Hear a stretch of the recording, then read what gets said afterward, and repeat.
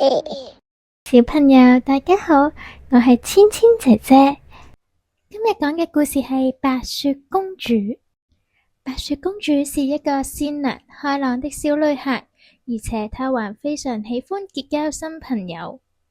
呵呵，今天白雪公主就認識了7個新朋友。白雪公主的媽媽皇后十分之高興白雪公主能夠成為一個善良開朗的小女孩，但同時佢亦擔心白雪公主會不懂如何拒絕陌生人。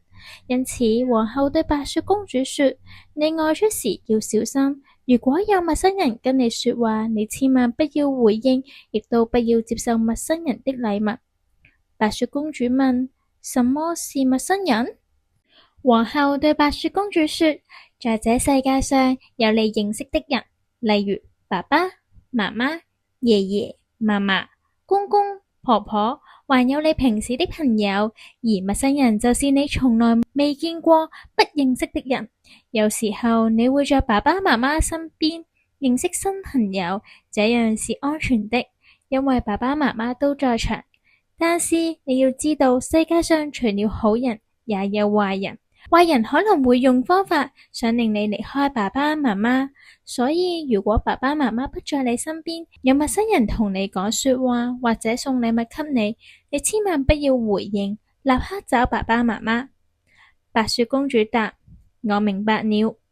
當白雪公主出門之後，皇后決定測試白雪公主是否能記得她提醒的說話，所以皇后身披魔法袍，並以魔法藥水製作了3件神奇的道具。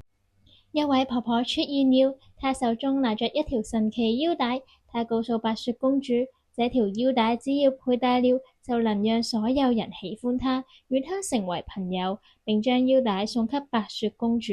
但皇后曾提醒過白雪公主，在路上遇到陌生人時，千萬不要回應，亦不能接受陌生人的禮物。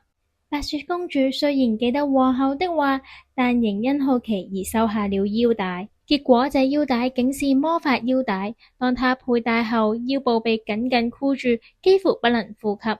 白雪公主這才明白陌生人的禮物不可隨意接受。接着白雪公主看到一位婆婆掉落了一把梳子，白雪公主幫忙拾回交給婆婆。婆婆為了感謝她，就把梳子送給白雪公主，並聲稱這是一把能讓頭髮變得美麗的神奇梳子。白雪公主雖然記得皇后的話，但仍然收下了禮物。當白雪公主用這把梳子梳頭時，這把梳子把白雪公主的頭髮弄傷，梳子竟然是魔法梳子。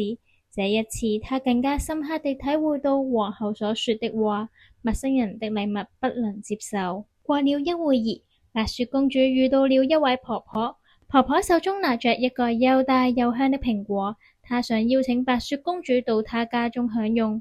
這次白雪公主她拒絕了婆婆的邀請，並表示要去找皇后。白雪公主終於明白到皇后的提醒，她明白千萬不要回應，亦不要接受陌生人的禮物。白雪公主之所以會遭遇危險，正是因為她過於輕易相信陌生人，並隨意接受他們的禮物。這些經歷讓她深刻領悟，如何才能保護自己，不被壞人欺騙。終於，白雪公主成為了一個既善良又勇敢、懂得謹慎對待陌生人的孩子，與小矮人們一同過着快樂的生活。小朋友，咁我今日介紹你哋念一首兒歌《陌生人》。小朋友出門了，媽媽提醒要記下，懂得分辨陌生人，安全快樂最重要。我哋一齊再讀多一次啊！小朋友出門了，媽媽提醒要記下，懂得分辨陌生人，安全快樂最重要。咁小朋友，今日嘅時間又差唔多啦，我哋下次再見啦，拜拜。